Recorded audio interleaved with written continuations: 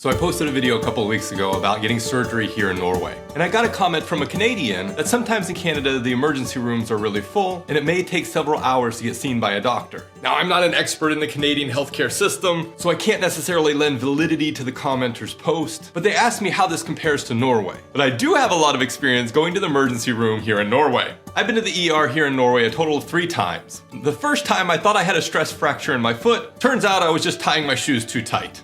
The second time I slammed my finger in the door, they took an x-ray, nothing was broken, so they gave me some paracetamol and sent me home. And the third time I was there accompanying a colleague. All 3 times we were admitted in fairly short order. Now I believe like all emergency rooms, they admit people according to the severity of their injuries. So of course me with my stress fracture and my finger that wasn't actually broken but just pinched in the doorway wasn't necessarily the most serious case at the ER. So I certainly wasn't the first one that was admitted. But I also didn't have to wait for hours. In most cases, they brought me to a waiting room. Within an hour, I would see a doctor. Then they would shuffle me off to get an x-ray, where I waited maybe another hour. And when the doctor tried very hard not to roll their eyes at me, they sent me along my way. And in total, I had lost maybe 2 or 3 hours out of my day. Now, I acknowledge that the Norwegian healthcare system is not perfect. It is by no stretch of the imagination a fail-proof system. There are definitely gaps in care. There are definitely issues in terms of innovation and resource constraints that affect the daily lives of me and other people throughout the country.